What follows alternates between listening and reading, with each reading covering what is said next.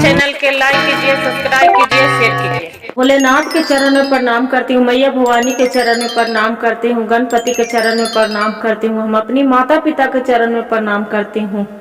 मेरा प्रणाम स्वीकार हो प्रभु, मेरा प्रणाम स्वीकार हो। सभी देव देवी के चरण में प्रणाम करती हूँ, मेरा प्रणाम स्वीकार हो प्रभु, मेरा प्रणाम स्वीकार हो। नगर में एक सौकार था। सौकार के 7 बेटा 7 बहू थी।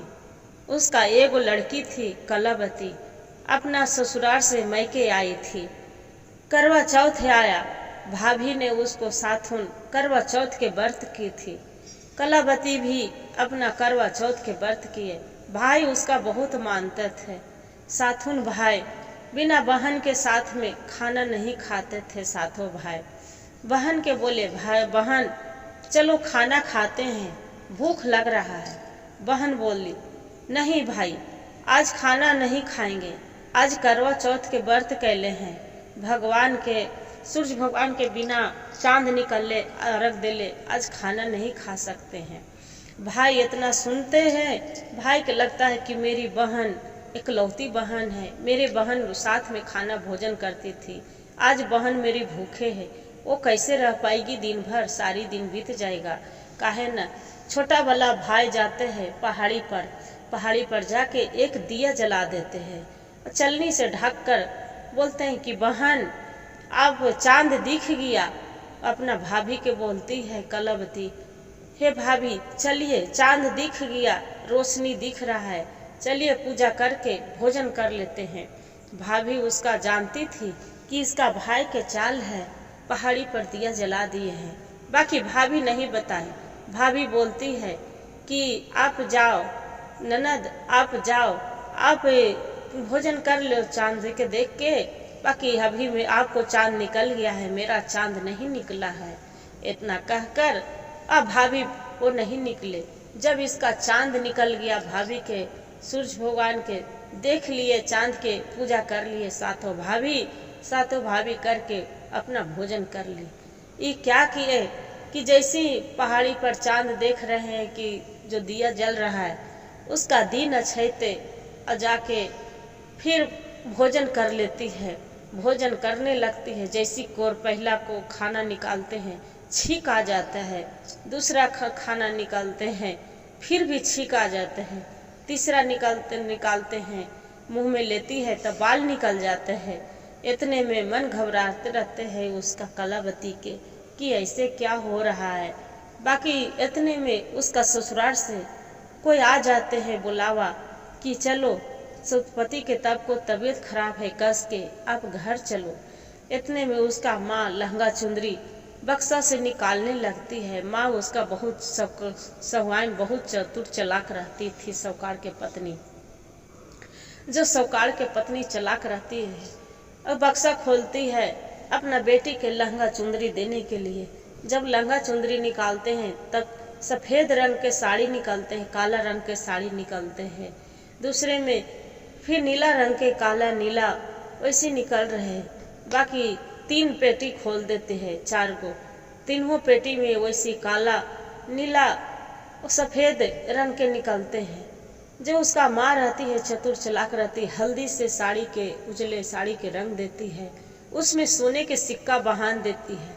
बहान के बोलती, हे बेटी एक काम करना, जो आपको रास्ता में जो मिलते जाए उसका आशीर्वाद लेते जाना, सबको चरण छूते जाना। बोले कि ठीक है माँ। जो फिर वैसी करी, लहंगा चुंदरी पहन लिए, पहन के अब बहन विदाई हो गए, रास्ते में जा रहे हैं। कोई करो भी जितना बड़े मिल रहा है, बड़े के सबको आशीर्वाद चरण छूते जा रहे हैं। सभी बोले आशीर्वाद देते हैं कि खुश रहो, अपना मैके में रहो, खुश रहो, मैके में रहो, ऐसे बोलते। कोई भी सुहागवती के आशीर्वाद नहीं दे रहे हैं। अब क्या हुआ, चलते चलते चलते वो अपना ससुराल जो चली जाती है। जो ससुराल कलावती चली जाती है, तब वहाँ देखते हैं कि उसका ननद छोटी वाली और जेठानी दुआरी पर खाड़ है। ननद के जाके चरण छूती है। ननद बोलती है कि आप सुहागवती रहो, पुत्रवती हो, वो दूधे नहाओ पुते फलो, उसका आशीर्वाद देते हैं। उसका सोने के सिक्का जो आंचल में बांधे रहती है अपना ननद के दे देती है। उसका बड़ी वाली जेठानी रहती है, उसका भी आशीर्वाद देते हैं कि आप खुश रहो, सुहागवती रहो, जुग जुग के जन्म के साथ रहना दुल्हन, इतना आशीर्वाद दे देते हैं।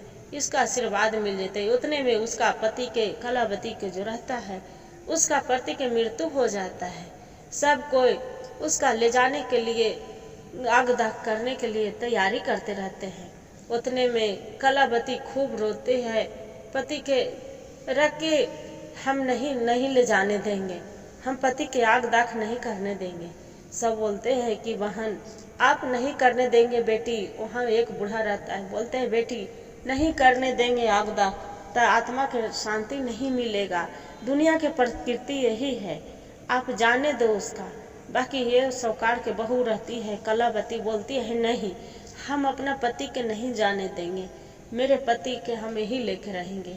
तो उसका सब एगो बूढ़ा बाबा रहते हैं, बहुत होशियार रहते हैं, बोलते हैं कि ये काम करो, जो अपन मरल पति के साथ रहते हैं मुर्दे के साथ इसका रहने दो, से एक काम करो, वो जंगल में झोपड़ी है वहाँ एक झोपड़ी बना के दे दो, वहाँ ये अपना पति के लेके रहेगी।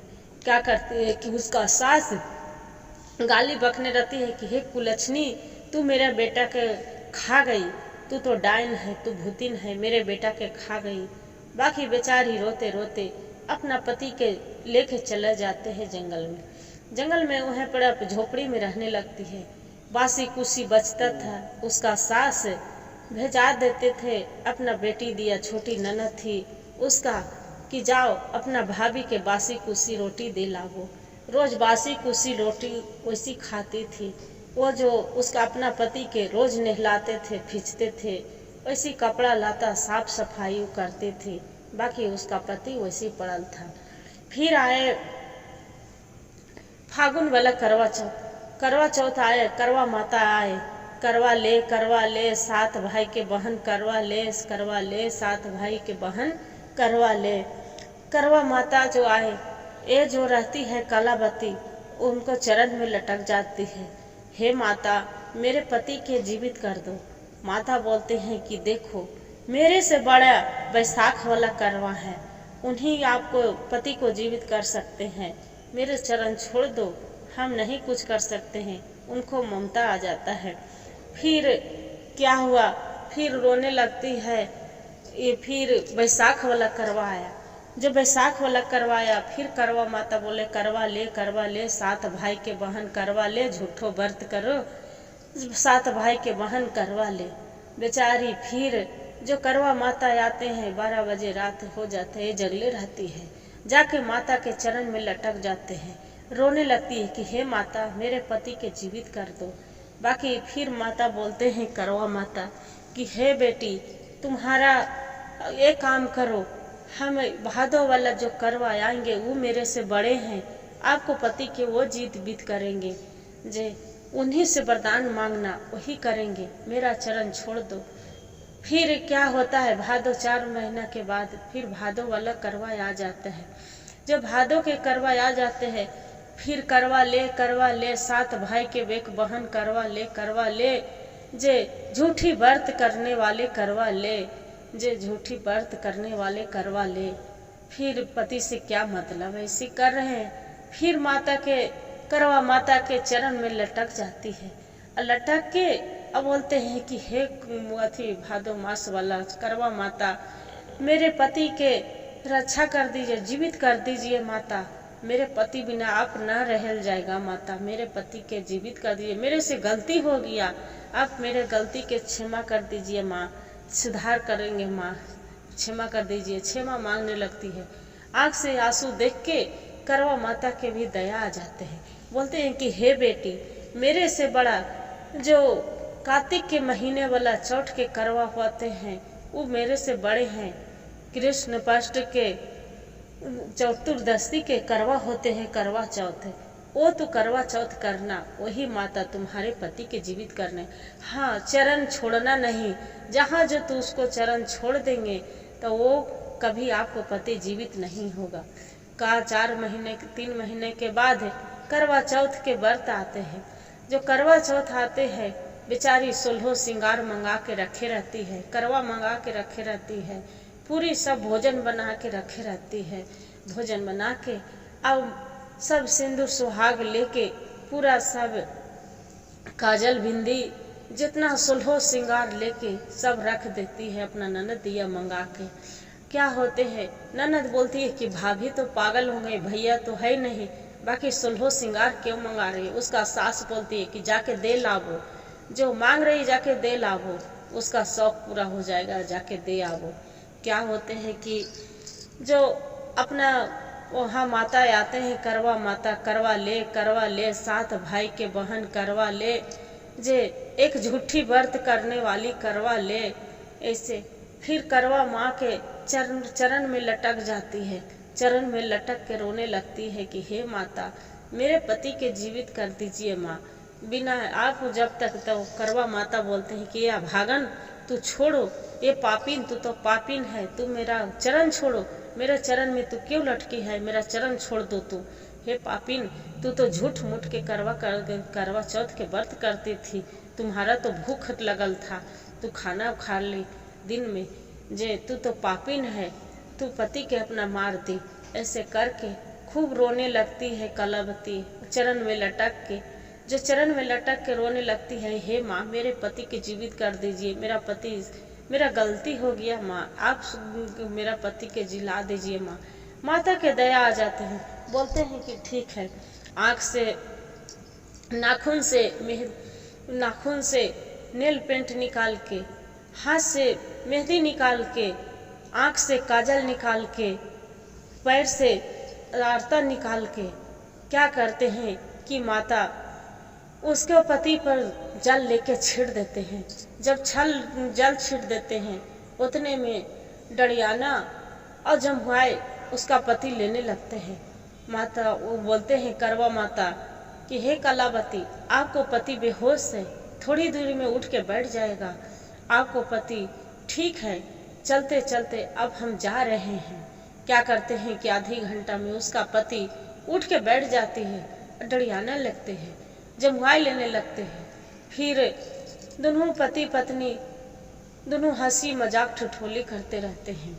इतने में फिर क्या होता है कि जो करवा माता जाते जाते उसका झोपड़ी पर एक लात मार के जाते हैं कि जो मट्टी के फूस के झोपड़ी रहते हैं, उस सोने के झोपड़ी में पूरा महल में बदल जाते हैं। बिहानी हुआ सुबह, ननद रहती है छोटी वाली, अपना भाभी के लिए खाना लेके आते रहती है।